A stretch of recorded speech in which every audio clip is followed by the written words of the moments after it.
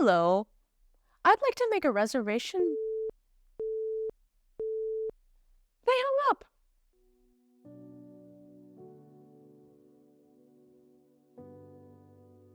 Welcome back to Couple of Expats. My name is Megha, and today we're discussing an important topic: relocating to Finland and the importance of the local language, that is Finnish. So whether you're considering to move here for your studies, for working, or for family reasons, you might be wondering when and how is the right time to start studying Finnish. So let's get started.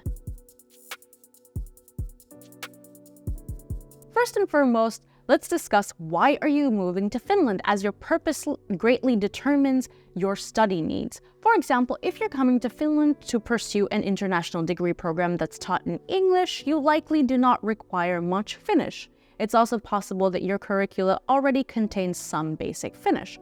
For example, when I did my master's degree program in Finland, I had one 5-credit Finnish course already included in my program. However, I am aware that a lot of students opt for more Finnish courses to boost their language skills. If your long-term goal is to settle in Finland or seek employment here, learning the language becomes vital. Consider whether you plan to stay in Finland for a short time, like 2 years or less, or if you see yourself here for the long haul. Now let's consider your destination in Finland. If you're planning on moving to Helsinki or the capital region, then English is very commonly spoken there and you can likely manage without any hassle. The same applies for other large Finnish cities such as Tampere, Oulu, and Turku. However, as one could expect, in smaller Finnish cities as well as the Finnish countryside, there is less use of the English language. In these parts, it is recommendable to have some basic grasp of the language so you can manage with day-to-day tasks such as groceries, making a doctor's appointment, or visiting the post office. Foreigners also have expressed the difficulty when moving from different regions within Finland because Finnish language has many dialects that are dependent on the part of the country you're in.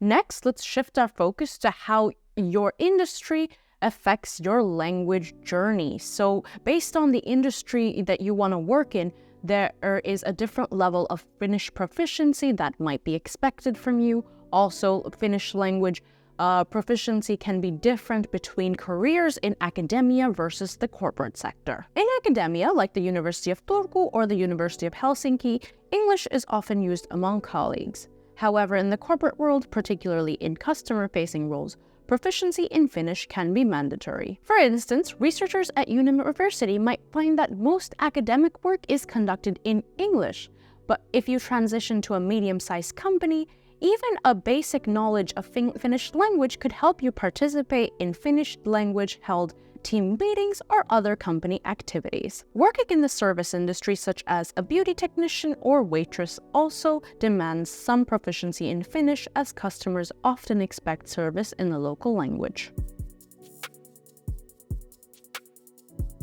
Now let's talk about the impact of Finnish language in day-to-day life. When speaking to a Finn in English, it's best not to expect extensive small talk. English is often not their first language, and Finns are not very much into small talk. You will likely encounter Finnish very often in everyday life. Starting from bus and train announcements to the labels on products in grocery stores to sports classes being instructed in Finnish. So understanding the language goes a long way in everyday life. Kristaps and I have had very different routes in learning the Finnish language. Kristaps started learning Finnish already back in Latvia, so by the time he moved to Finland, his integration was much smoother. I, on the other hand, waited till my 3rd year to start learning Finnish, and that's why my learning curve has been on the slower side. Deciding to learn the language was a big decision for me, and it requires a lot of hard work and dedication.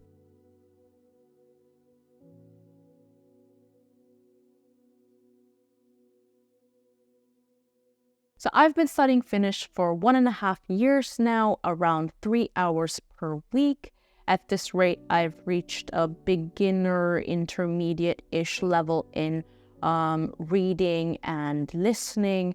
Writing still continues to be very difficult, whereas speaking is definitely the toughest part for me. Moi! Mun nimi on Megha ja olen kotoisin Intiasta ja olen 27-vuotias. So for anyone who might be interested to know what kind of challenges expats who do not speak the local language face in the country, so some of the experiences that we've had include having trouble communicating with service people such as handymen or electricians. They prefer to communicate in Finnish. Also, we've had times where we've called a number and when they hear hello, they choose to hang up. Also, for example, in stores, there have been times where when they hear that you're speaking English, they respond to you in Finnish, or they go and get someone else because they are not comfortable speaking the language. Of course, experiences vary between every individual. These are just some of the things we have come across. In conclusion, learning Finnish can significantly improve your experience of living in Finland. Tailor your language learning journey to your needs, your area of residence, and the industry that you want to work in. Hopefully we've addressed all your questions, but if there's anything that you're still curious about, be sure to leave them in the comments and we'll get back to you.